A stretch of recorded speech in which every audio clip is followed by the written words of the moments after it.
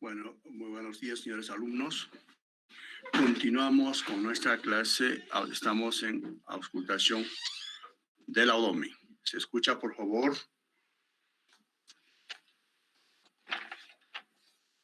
Sí, así lo escuchamos, doctor. Listo. Entonces, para varios médicos es preferible realizar la auscultación antes de la palpación, la percusión, para no modificar los ruidos intestinales. La auscultación del abdomen permite escuchar los ruidos peristálticos del intestino, que normalmente son de moderada intensidad y con una frecuencia de 4 a 5 ruidos por minuto. Ojo, el paciente debe estar en decúbito dorsal con el abdomen descubierto. Para la auscultación se utiliza estetoscopio biauricular, el receptor del diafragma, que no tiene la misma importancia auscultatoria del aparato cardiovascular y respiratorio. Más se debe realizar en sospecha de síndromes diarreicos, obstrucción intestinal, hilio paralítico. Hilio paralítico, o sea, no hay contracciones, entonces está paralizado, como quien dice los intestinos. Hilio paralítico, en aneurisma abdominal, estenosis de la arteria renal. En caso de abdomen agudo, existe silencio abdominal. Ejemplo, tenemos peritonitis generalizada, obstrucción intestinal, se escuchan ruidos aumentados, metálicos, o llaman también otros como peristaltismo de lucha. O otros autores llaman ruidos hidroaéreos hiperactivos, ¿no? En la historia clínica lo colocan a la auscultación, ruidos hidroaéreos hiperactivos, ¿listo? Peristaltismo de lucha. Existe ruidos hidroaéreos de lucha intensos, prolongados, se acompaña de dolor tipo cólico, ¿no? En casos de hernias estranguladas, prácticamente la hernia ahí lo está obstruyéndolo. Adherencias son aquellas personas que se han hecho operar y después esas adherencias o bridas también obstruyen la cuestión. Adherencias y bridas en cirugías previas. Y el silencio abdominal consiste en ausencia total de ruidos hidroaéreos que se presenta en hilio paralítico, como en caso de peritonitis generalizada. Los ruidos hidroaéreos pueden estar conservados en pacientes normales, en cualquier persona normal, están conservados. O algunas veces se puede auscultar soplos sistólicos en el abdomen en caso de aneurisma de aorta a nivel periumbilical. En casos de estenosis de la arteria renal en los flancos, podemos esto hasta en la región, en la región posterior, ¿no? Región lumbar. También fístulas arteriosas venosas, puede haber soplos. Ojo aquí, la auscultación abdominal particularmente es útil en pacientes postoperatorios. ¿Qué pasa si una persona se hace operar, digamos, del abdomen? Ya sea una obstrucción intestinal, ya sea una peritonitis, entonces, dice, ¿no? La auscultación abdominal particularmente es útil en pacientes postoperatorios después de intervención quirúrgica intraperitoneales, cuando ocurre el llamado hilio funcional o paralítico. Habitualmente los movimientos peristálticos cesan o se atenúan por un periodo variable de entre 24 a 72 horas, dependiendo del tipo de cirugía realizada, ¿ya? O sea que, digamos, al paciente lo operan del abdomen, entonces el paciente está con sonda nasogástrica. Entonces, tanto para el manipuleo del intestino, entonces hace un parálisis, un hilio paralítico. Ya no es el tránsito de los asuntos, hilio paralítico. Entonces están más o menos en periodos 24 a 72 horas, pero está con sonda vesical el paciente, no recibe alimentos, nada, Entonces, cirujano, digamos, hoy día ha operado, mañana ausculta, pasado mañana ausculta. ¿Hay ruidos y radios o no? Entonces, si hay ruidos y radios, entonces puede retirar la sonda y después, poco a poco, si quiere, puede iniciar con la dieta, todo. Entonces, hacen mayoría de pacientes postoperatorios ilioparalítico, a eso me refiero. En casos de infección peritoneal o desequilibrio hidroelectrolítico, ¿no es cierto? ¿Cuál es el potasio? Entonces, recuérdense, cuando hay hipopotasemia, en ese tiempo es más prolongado. También hacen ilioparalítico, más tiempo. Entonces, hay que reponer la cuestión del potasio, de los electrolitos, todo, entonces nuevamente empieza a funcionar ese intestino. También es audible ruidos cardíacos fetales en las embarazadas, la cuestión, ¿no?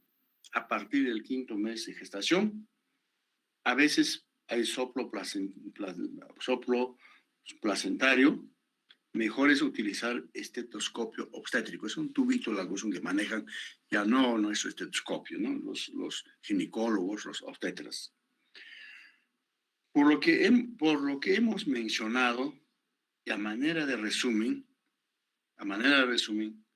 diremos los principales datos del abdomen agudo pueden ser los siguientes, ¿no?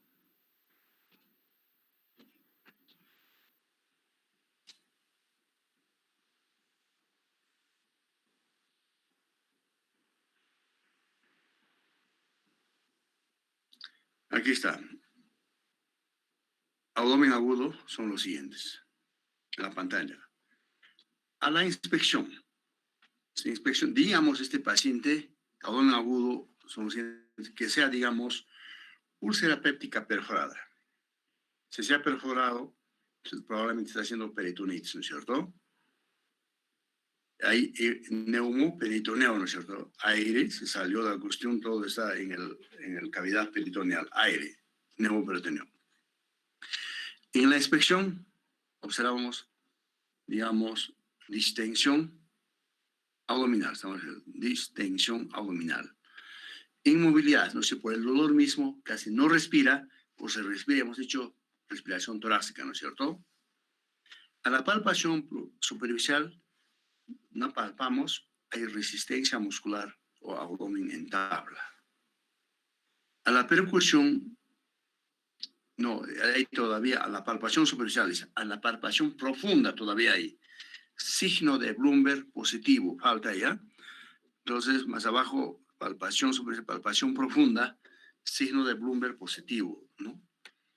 A la percusión hay timpanismo. A la auscultación hay silencio abdominal, está haciendo hilo paralítico. Es un ejemplo, ¿no es cierto? Ahora hablaríamos examen de la región anoperineal y tacto rectal. Es una maniobra muy olvidada por parte de los médicos y a la cual hay muchos enfermos que se resisten, pero que siempre debe practicarse de rutina, ya que proporciona datos muy valiosos. Si realmente es necesario, como en caso de abdomen agudo, pues tienes que hacer tacto rectal, tacto vaginal en el sexo femenino, ¿no? La gran mayoría de las afecciones de la región del ano, el recto y sigmoides son fácilmente accesibles a la inspección, al tacto o si no al examen rectosigmoidoscopía. ¿Ya? Rectosigmoidoscopía. El examen proctológico completo incluye la buena historia clínica y exploración física que tiene las siguientes etapas. 1. Inspección anorrectal, tacto rectal, rectosigmoidoscopía y otros exámenes coproparasitológicos, enema varitada, colonoscopia se hace. Pero hablaremos apenas hoy solamente que nos interesa es más la inspección y tacto rectal. Del procedimiento,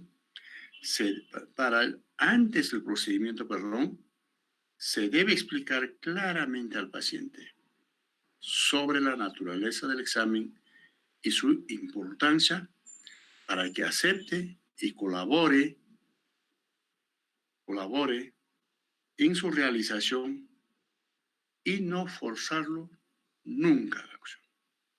Ojo, si no, no se va a dejarse. En las mujeres vírgenes no se puede realizar tacto vaginal como única manera de explorar el útero y anexos. Allí de un ambiente que necesitamos, ambiente adecuado, buena iluminación, hay necesidad de que el paciente sea colocado en posiciones especiales. ¿No?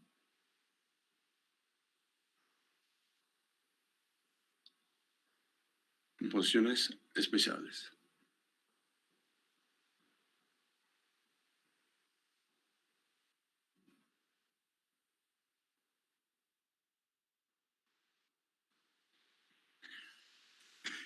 Examen del ano. El paciente es colocado en posiciones adecuadas para el examen físico. ¿Cuáles son estos? Posición genopectoral. Sabemos, hemos utilizado bastante esa palabra, posición genopectoral. O el otro, si tú quieres, decúbito dorsal con rodillas flexionadas. ¿Listo? Las nalgas deben ser, estamos examen del ano, las nalgas deben ser separadas con delicadeza, con los dedos pulgares del examen, está el examinador. El ano normalmente se encuentra cerrado con pliegues cutáneos suaves dirigidos radialmente para el orificio anal.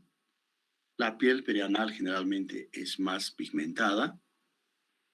En la inspección del ano, las más comunes de encontrar son anomalías congénitas. ¿Ya? Las escoriaciones debido al prurito anal, las hemorroides puede haber, o trombosis de los hemorroides también, fisuras, las condilomas, las fístulas, las neoplasias en esa zona. Cáncer que habitualmente duele y sangra, y que en muchos casos, por machismo mal entendido, confunden con hemorroides. En la región sacrocoxis podemos encontrar los quistes dermoides. También podemos solicitar al paciente que haga fuerza para abajo, o sea, pujar, en sentido de exteriorizar hemorroides internas ocultas, pólipos y prolapso de la mucosa rectal. Porque las hemorroides son externas que podemos ver, internas ya no lo vemos a la inspección ojo. Y luego hablaríamos aquí recién tacto rectal, ¿no? Se realiza con el dedo índice de la mano derecha con guante, posición del paciente siempre, posición genopectoral, o decúbito dorsal con rodillas flexionadas, aquí tenemos en la pantalla. La técnica consiste en el uso de guantes lubricado con vaselina líquida, el dedo que va a palpar. Después de explicar al paciente la naturaleza del examen, se coloca guantes, luego se introduce el dedo con movimiento de rotación lentamente y generalmente se consigue examinar hasta 10 centímetros después del borde anal. Ojo, ¿no? Y luego tenemos, ¿qué buscamos aquí en esa palpación? Encontramos las estructuras encontradas son canal anal. Es una depresión anal entre los esfínteres interno y externo, anillo anorrectal, en unión de canal anal con el recto, en el recto. El recto, la ampolla rectal normalmente se encuentra vacía, tiene paredes lisas, depresibles, ligeramente movibles e indoloro. En la pared anterior se encuentra en el varón próstata, vesícula seminal, fondo de saco del recto, vesical y válvula justium inferior. Y en la mujer, cuello uterino, fondo del saco de Douglas, válvula de justium inferior En las paredes laterales no hay nada, para de derecha a izquierda nada más. Y en la pared posterior, si quieres, aquí se nos olvidamos, posterior, promontorio de sacro y coxis, ¿no? Aumentarlo, promontorio sacro y coxis. Indicaciones. ¿En qué caso está indicado indicaciones? Indicaciones está siempre la cuestión por hipertrofia benigna de próstata, es de rutina en personas de 50 años, mayores de 50 años de edad, sexo masculino. ¿Listo? En patología digestiva baja, fístula anal, tumores rectales, abscesos anorrectales, ganglios retroperitoneales, vesícula seminal, examen de útero gravídico y anexos, fecalomas, más que todo en el megacolon chagásico, contraindicaciones. ¿En qué casos no lo haces? Fisura anal, trombosis hemorroidal, ¿no? En esos no se hace. Pero, terminando el tacto rectal, después de la retirada del dedo, se debe examinar el material que acostumbra a adherirse al dedo, pus, heces, puede ser, sangre, puede ser sangre roja o sangre negra en forma de melena.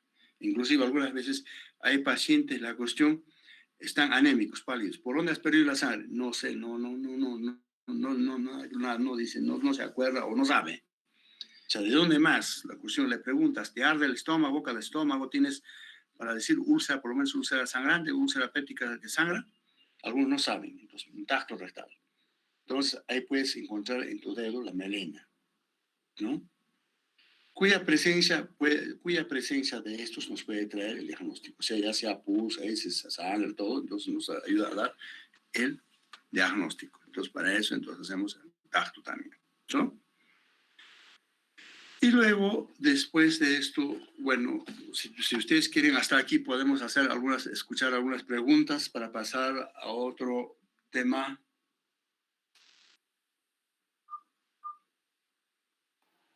Doctor, buenos días.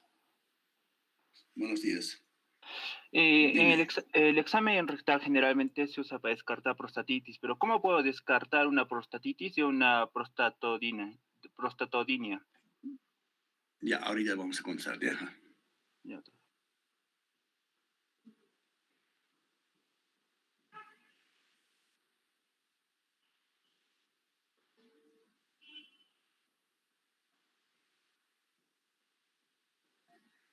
Aló. Dígame.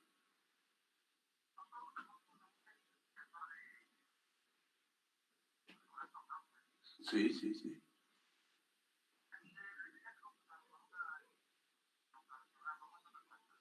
$50. ¿Usted dónde se encuentra? ¿Está aquí? ¿Uno viene de afuera? Bueno, normalmente está abierto a partir de las 3. Ahora si es una emergencia, puedo dar la hora a las 11:30. No, venga usted nomás. ¿Conoce?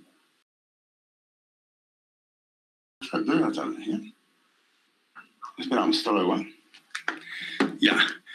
En casos de prostatitis, prácticamente estos pacientes pueden ser algo jóvenes o pacientes más de 50 años.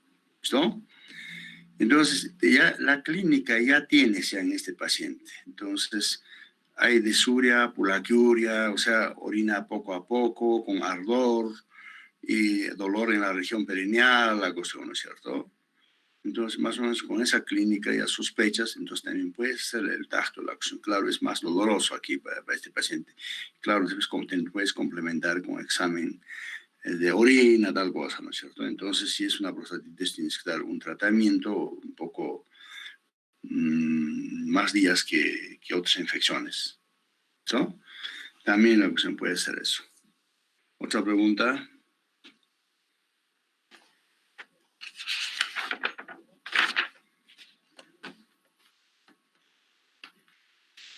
Bueno, si no hay, pasamos entonces a grandes cuadros abdominodigestivos.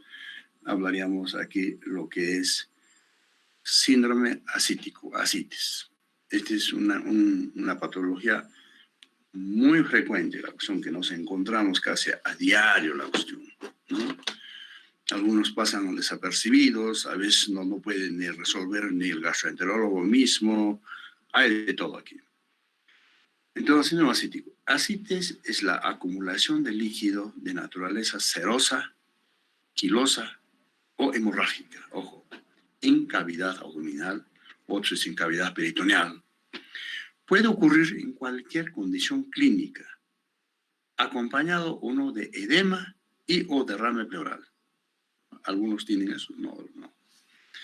En adultos es más común en cirrosis hepática, ¿no? Insuficiencia cardíaca, síndrome nefrótico y enfermedades malignas más que todo las neoplasias, ¿no es cierto? Pudiendo presentarse en forma brusca o insidiosa, bruscamente por llenado de líquido o poco a poco, ¿no? En cuanto a su etiología, cirrosis hepática, hipertensión portal, trombosis de la vena suprahepática y de la vena porta. Otro, insuficiencia cardíaca congestiva, ¿no? Otro es insuficiencia cardíaca derecha, mejor, congestiva, pericarditis constrictiva, estenosis o insuficiencia tricuspidia, síndrome nefrótico, sigue, hipotiroidismo, recuérdense, hipoalbuminemia, ¿no es cierto? Disminución de la presión coloidosmótica, ¿no es cierto? Hipoalbuminemia. Tuberculosis es otro aquí en nuestro medio, inclusive frecuente. Peritonitis bacteriana crónica, peritonitis granulomatosa, lesiones traumáticas, fístula pancreática, fístula biliar, fístula linfática dentro de esas lesiones traumáticas. Embarazo ectópico roto, otro también puede ser. Neoplasias malignas, leucemia, linfoma, metástasis peritoneal por ovarios, colon, páncreas, estómago, de ahí puede haber metástasis, y también cáncer de hígado, ojo. Estas son las causas para que aparezca. Pero os hemos dicho, los más frecuentes son siempre pacientes cirrosis hepática, insuficiencia cardíaca ya avanzadas, ¿no? Avanzadas, síndrome nefrótico, enfermedades malignas, las neoplasias. Pero aquí en nuestro medio más hablamos también de la tuberculosis. Síntomas. En cuanto a los síntomas, perdón, aquí lo contrario, hablaremos aquí síntomas, no se sea confundir, síntomas. En los síntomas hay aumento de volumen abdominales, no es abdomen, aumento de volumen abdominal, inclusive podemos ser abdomen globuloso, ¿no es cierto? Hay disconfort o dolor abdominal, disnea. ¿Por qué? Disnea comprime al diafragma. Este paciente tiene ortopnea porque no se va a poderse echar de cúbito dorsal, sino que duerme sentado, ¿no es cierto? Después, aumentado de peso. Oliguria, todo el líquido se va al abdomen y está orinando poco la opción.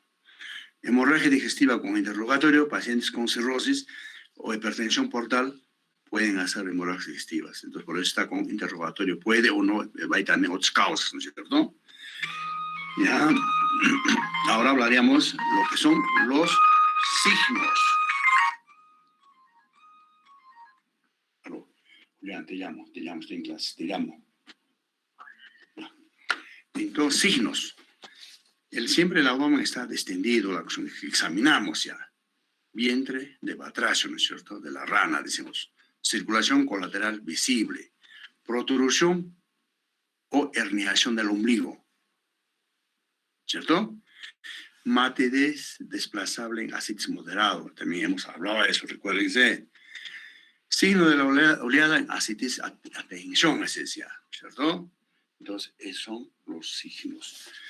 Ahora, los exámenes complementarios. No, exámenes complementarios. Aquí tenemos que hacer, no nos queda que hacer, es paracentesis, sacar el líquido, examen de líquido acético. Eso lo estudiamos.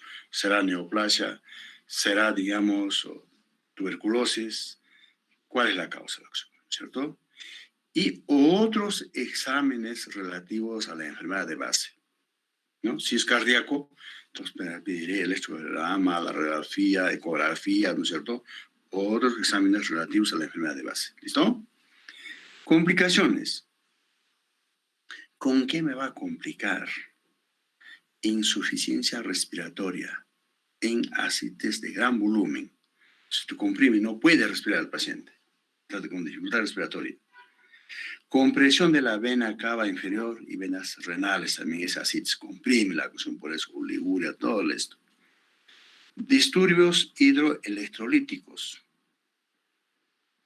En disturbios hidroelectrolíticos, diuresis excesiva puede llevar a hipopotasemia con aparición o empeorar a una encefalopatía hepática. Encefalopatía hepática llegan a coma hepático, posteriormente esto vamos a hablar.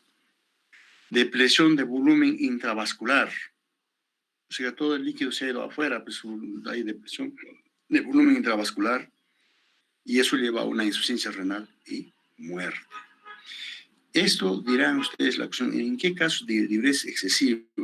Hace poco yo tenía un paciente en la cuestión, no sé, una cardíaca, ya muy avanzada la cuestión, de que ya no orinaba, o se orinaba era una oliguria la cuestión. Entonces, ¿qué tenía que hacer? Utilizar la cuestión ya diuréticos, a forzarlo, y en eso la cuestión ya, la cuestión orinó, la cuestión litros y litros, el problema, esto tenía que cuidarme de las hipopotasemias, todas las cosas, ¿no? Entonces, pero más siempre llevan encefalopatía hepática pacientes con cirrosis hepática, ojo. Otras complicaciones están asociadas a la causa de ascites. Ojo la cuestión, ¿no? Entonces, es esto en cuanto al ascites. Ahora hablaríamos síndrome diarreico, la cuestión. Síndrome diarreico. Diarrea es una alteración del hábito intestinal con disminución de la consistencia de las heces, generalmente con aumento de la frecuencia y del volumen de las evacuaciones. Esa es su definición. Clasificación anatómica. Tenemos diarreas altas, diarreas bajas y mixtas. ¿En qué consisten las diarreas altas? Esas diarreas altas es con predominio del intestino delgado. Las evacuaciones son voluminosas, de pequeño número, hasta 10 por día. Presencia de restos de alimentos aquí en las heces. Ojo, acompañados de náuseas, vómitos, presencia o no dolor abdominal tipo cólico a nivel periumbilical o en cuadrante inferior derecho del abdomen. Hemos hablado de esos cuadrantes, ¿no es cierto? Generalmente no presentan pujos, no hay pujos, sin urgencia de evacuaciones, tenesmo, presencia de sangre, y no hay presencia de sangre en el muco o pus, ¿listo? Ahora, diarreas bajas, aquí sí va a haber las cosas. Con compromiso del colon, sobre todo colon izquierdo, o sea, colon sigmoides, todo es lo que está más esto, ¿no? Las evacuaciones son de pequeño número, o de pequeño volumen, perdón. Las evacuaciones son de pequeño volumen y muy frecuentes, más de 10 por día. Su eliminación de sangre puede haber muco y o pus con urgencia de evacuaciones, tenesmo y pujos, presencia de dolor en hipogastrio. Ojo, hipogastrio, cuadrante inferior izquierdo o sacro. Mixtos o mixtas. Las características de los dos tipos ocurren simultáneamente. ¿Ya? Simultáneamente. Ahora, clasificación cronológica. Hay diarrea aguda y diarreas crónicas. Diarrea aguda. Es una diarrea de inicio súbito en personas anteriormente sanas. Tiene una duración menor de 2 semanas. Ojo, menor de 2 semanas. Algunos autores consideran hasta 3 semanas. Los propios pacientes muy frecuentemente no llegan a buscar asistencia médica. En más del 90% de los casos es de etiología infecciosa. Puede ser bacteriana, viral, infecciosa, ¿no? Al contrario de la diarrea crónica, la causa infecciosa es muy poco frecuente. hablaremos de lo que es las diarreas crónicas o crónica, diarrea crónica. Es una diarrea de larga duración, generalmente es intermitente, o sea, hace diarrea, calma, otra vez, intermitente, que dura más de 4 semanas. Al contrario de las diarreas agudas, la gran mayoría de las causas no es infecciosa, ¿no?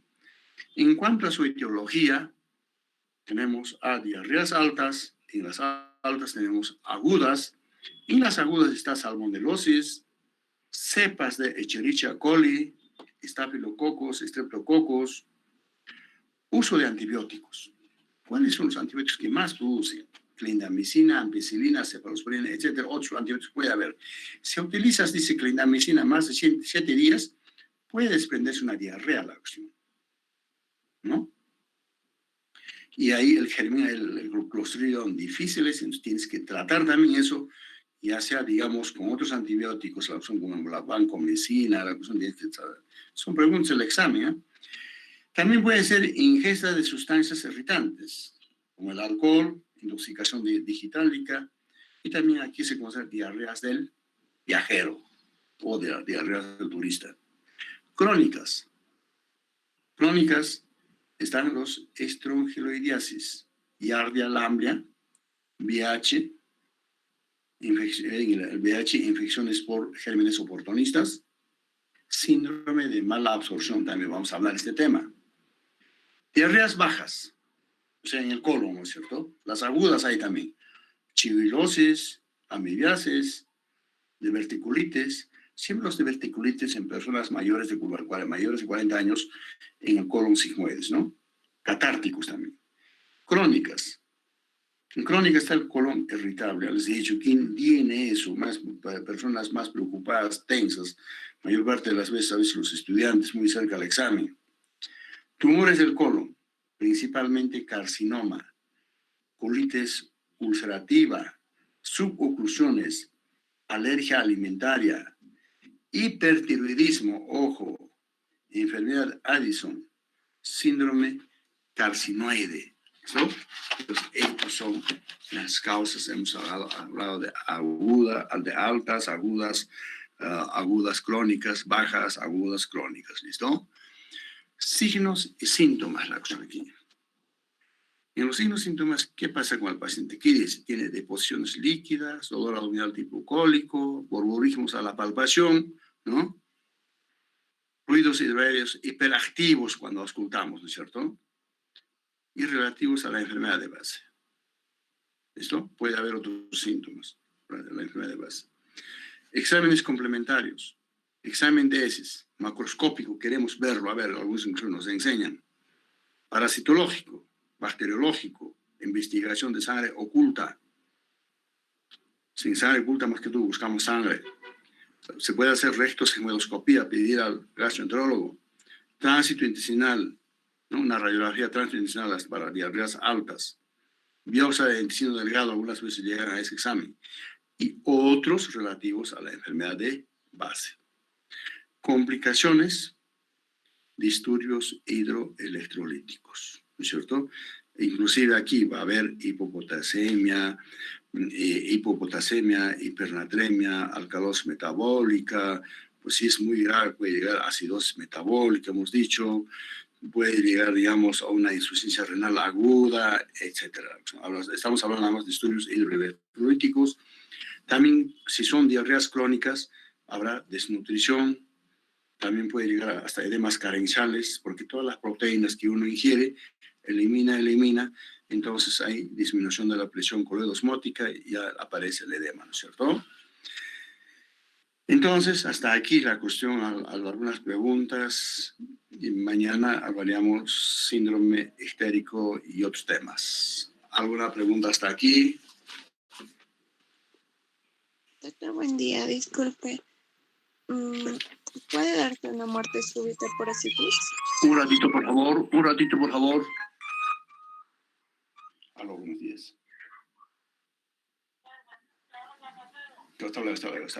Hasta luego. Perdóneme, pregúntame nuevamente, a ver, por favor. Doctor, ¿podría darse una muerte súbita por asitis? ¿Cómo no lo escucho un poquitito más fuerte? Si se podría dar una muerte súbita por ascitis. ¿Muerte de qué? Muerte súbita, doctor, por ascitis. No tanto, muerte súbita casi no hay, pero este paciente tendría que estar más, digamos, con disnea, ortopnea, toda la opción. Entonces, no tan súbita, pero ¿cómo se llama? Aquí inclusive cuando hacemos paracentesis, ¿qué es paracentesis? Punción y sacar el líquido. Uno puede sacar, digamos, para el diagnóstico, para el estudio, y el otro también aquí para la parte terapéutica lo vas a descomprimir, entonces ya respira mejor, ¿no? Entonces quizás eso, pero muerte súbita no, quizás tanto manipuleo, quizás ahí sí, por reflejo vagal, pero casi nunca no se ha visto pues eso. ¿Ya? ¿Otro? Doctor, buenos días. Disculpe, en pacientes obesos suele ser difícil diferenciar si la distensión abdominal se produce por líquido o por tejido adiposo. ¿Cómo podríamos diferenciar bien, doctor? Mira, anterior clase hemos hablado de los ascites de gran volumen, mediano volumen, pequeño volumen, ¿no es cierto? Entonces, si tienes un paciente obeso, claro, algunas veces para uno que no tiene experiencia puede ser confundido.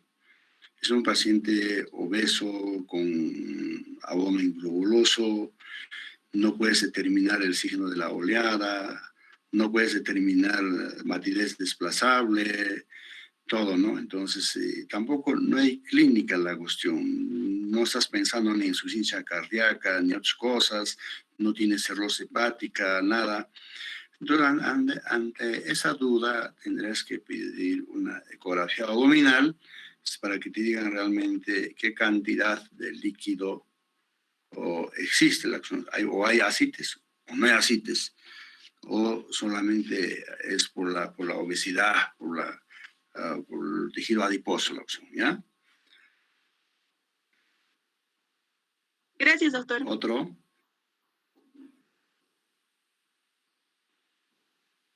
Doctor, si a mi paciente le administro antibióticos, ¿qué recomendaciones le debo dar para que evite una infección por Clostridium difficile? Mira, lamentablemente, digamos, los gérmenes están los anaerobios siempre en el abdomen. Claro, puede haber también pacientes diabéticos, digamos, una celulitis, puede la acción. Entonces, aquí lo que tienes que medir, bueno, ahí tienes metronidazol. Metronidazol, metronidazol tienes para los anaerobios. Pero si vas a utilizar clindamicina o los cefalosporinas, ampicilinas, amoxicilinas, todas las penicilinas, te pueden desencadenarte una diarrea la cuestión. Entonces el germen más está el Clostridium difficile. Entonces inmediatamente la cuestión, si estás con antibiótico terapia ya más de 7 días, sospéchalo de que es por antibiótico, suspéndelo. Entonces empieza a tratar ahora ya sea con metronidazol o con vancomicina la acción, ¿cierto? Entonces va a mejorar con eso. Ese antibiótico es específico para Clostridium difficile, ¿no? Entonces, lamentablemente tienes que utilizar, pues si es que estás pensando, digamos, para anaerobios, y para anaerobios, entonces más utilizan la clindamicina, o otros, la cuestión, o bueno, su penicilina, cefalosporina, para otros gérmenes, pero también puede darte la causa las diarreas, la cuestión por antibiótico.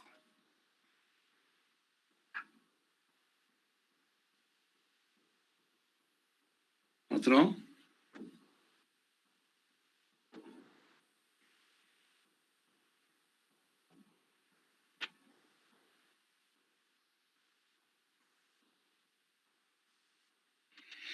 Bueno, si no hay más, mañana nos vemos. ¿Listo? Ok, doctor.